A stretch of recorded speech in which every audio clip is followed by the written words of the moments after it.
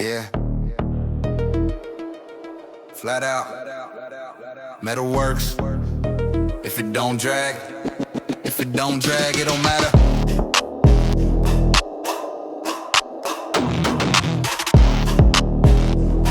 Yeah. All right, good morning, guys. We are back in the shop this morning. We got back with the hard body on the trailer last night pretty late, so we decided to wait to make this video till this morning where we can take you out and check out the new truck.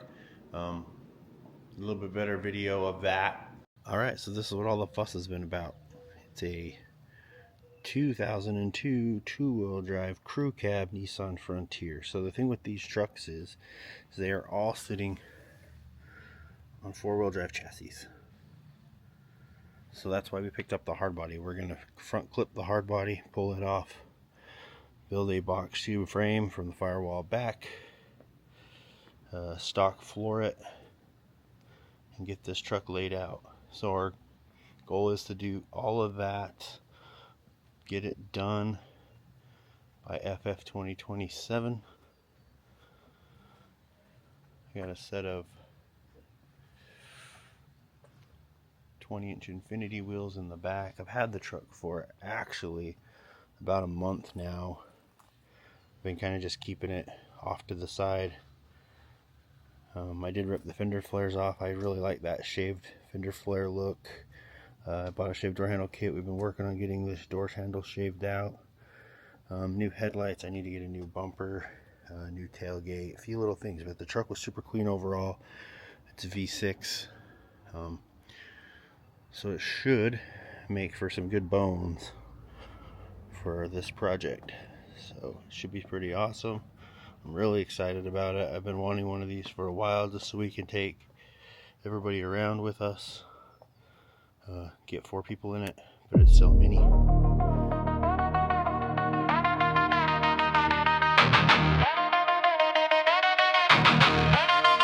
Start for now, not for long. 2 old Nissans, 1 new song.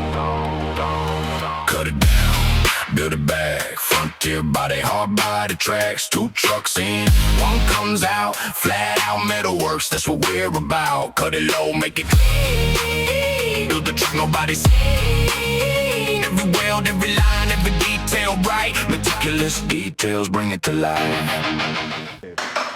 Welcome back, Personal. YouTube. Personal, I want my coffee. I'm gonna drink my coffee on camera. My coffee has creamer, so Yeah. I want to drink my coffee. I might be a bitch. My coffee doesn't have creamer. It tastes like crap. You might. Yeah, maybe. I mean, whatever. Verdict's in, bud. All right, guys, welcome back. We're in the shop this morning. We're pulling apart the rusty hard body that you've seen in this video, a different video, one of the videos.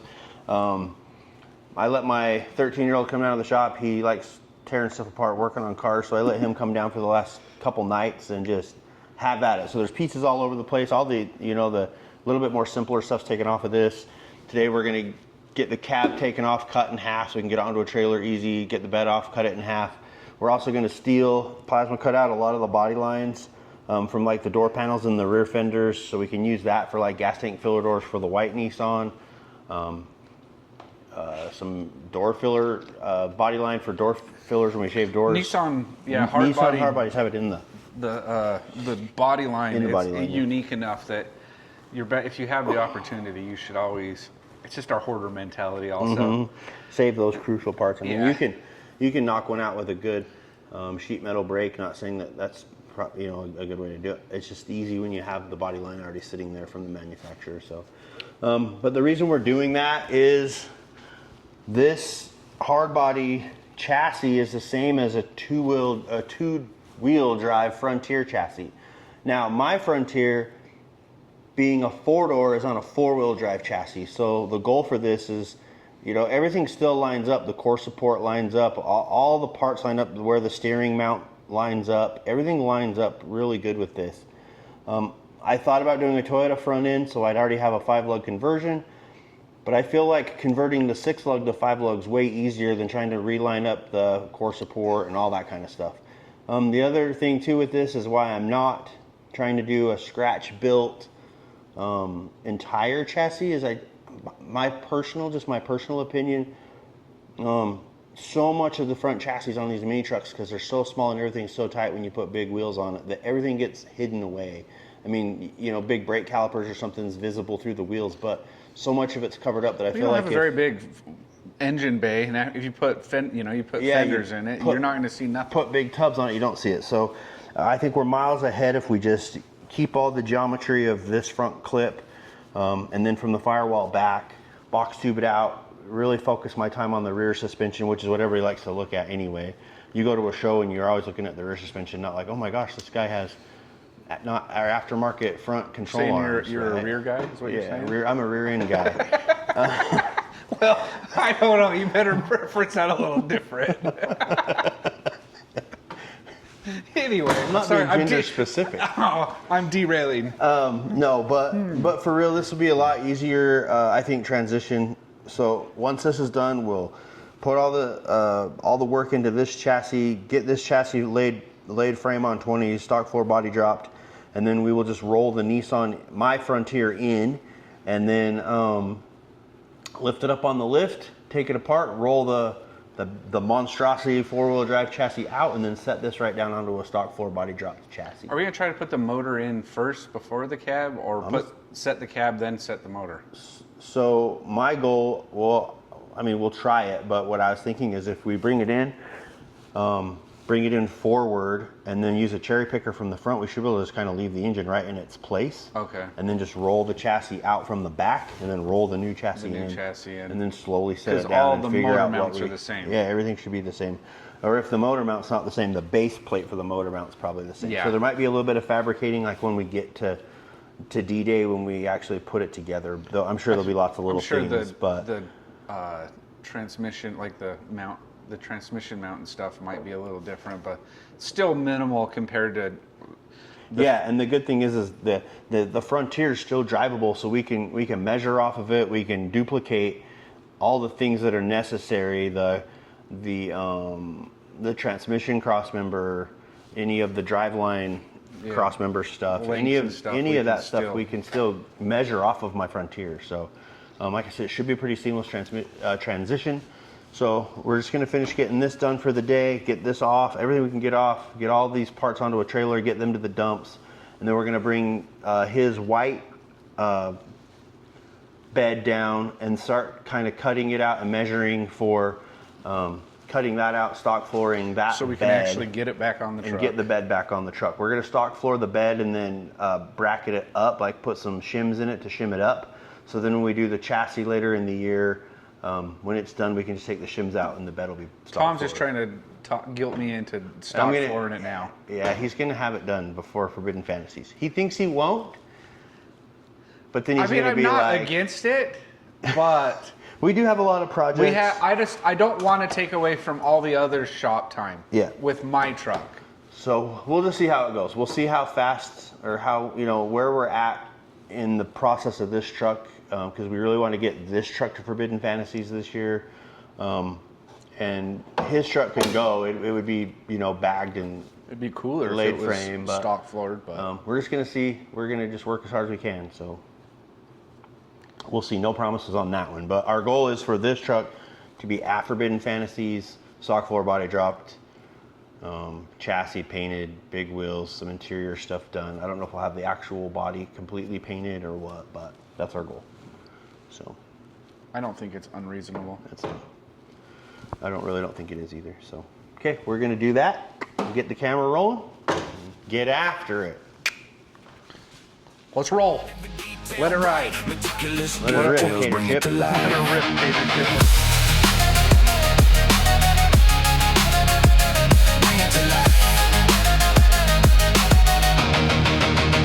Yeah, Frontier sitting tall on factory steel. Looks stock now, but we know the deal. Hard body frame, stripped down bare, measure every inch, move everything there. Cab in the air, chassis on stands, cut off wheels sparking in our hands. Factory mounts don't fit this plan, so we build what Nissan never ran. Cut it down, build it back. Frontier body, hard body tracks, 2 trucks in, one comes out. FlatOut Metalworks, that's what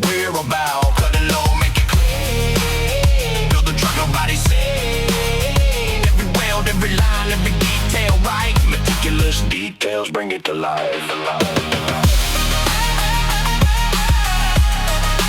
Details bring it to life.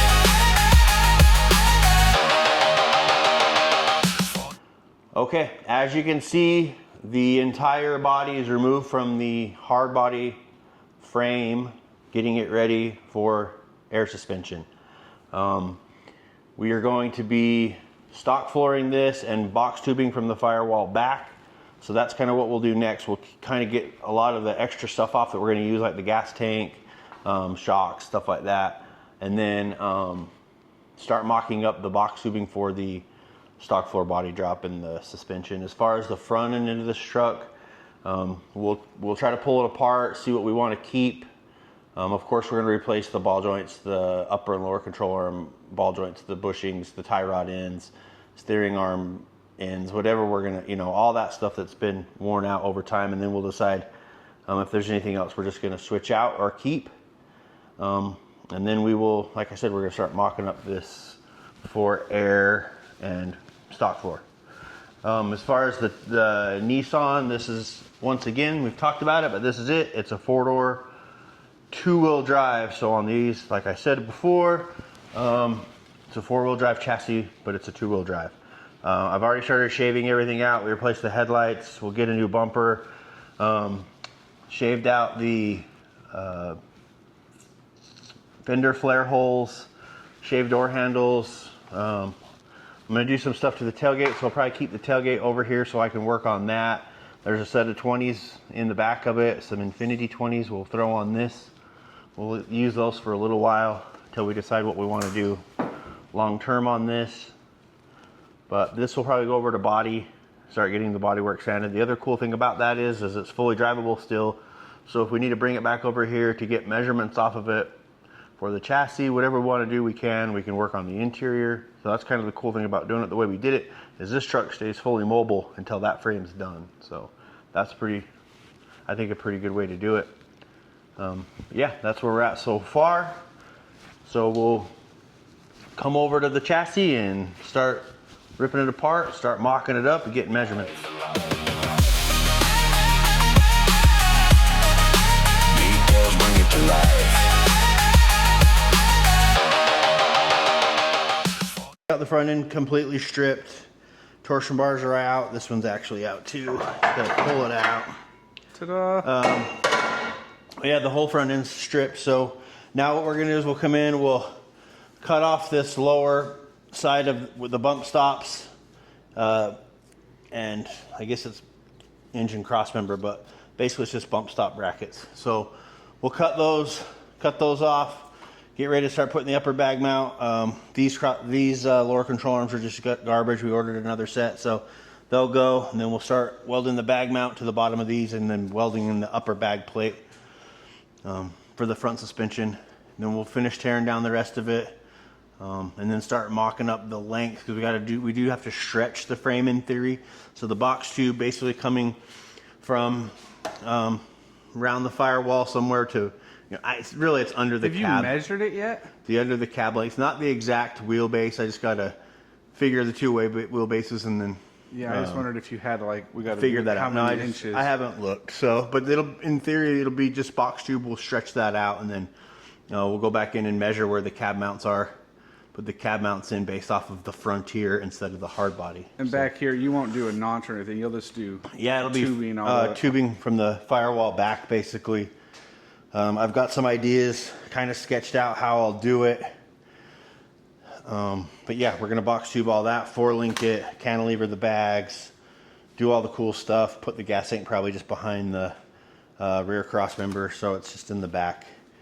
So it's out of the way. It helps you keep all the triangulated 4-links nice and plenty of space. You don't have to do anything too crazy. Plus however, I know you can raise those up so they're just a little bit above the frame rail, but I like having them in the back because they're a lot above the frame rail. Just in case you're railing and hit something, I would hate for something to come up and hit my gas tank. So I like to move them when it's all possible. I know a lot of people just raise them up, which is all good. I personally just like them as away from the ground as I can. So that's what I'll do with this one. Then we're gonna have to figure out the carrier bearing difference, the driveline difference. What I'll do is I'll just go measure both drivelines, kind of figure out where the difference is in the two. I haven't done that yet. And then that'll determine kind of how I build the transmission cross member, the carrier bearing cross member, all of that. So we'll get into that as we get going. We'll update you as we go, step by step, so you can see it all happen. But yeah, it should be a pretty cool build. I'm really excited to get started on it. I'll probably start mocking up the rear C-notch / rear of the frame today, and then probably start tacking in, mocking up the actual length, trying to get back to the crossmember. So I would like to try to get some of that done. So stay tuned.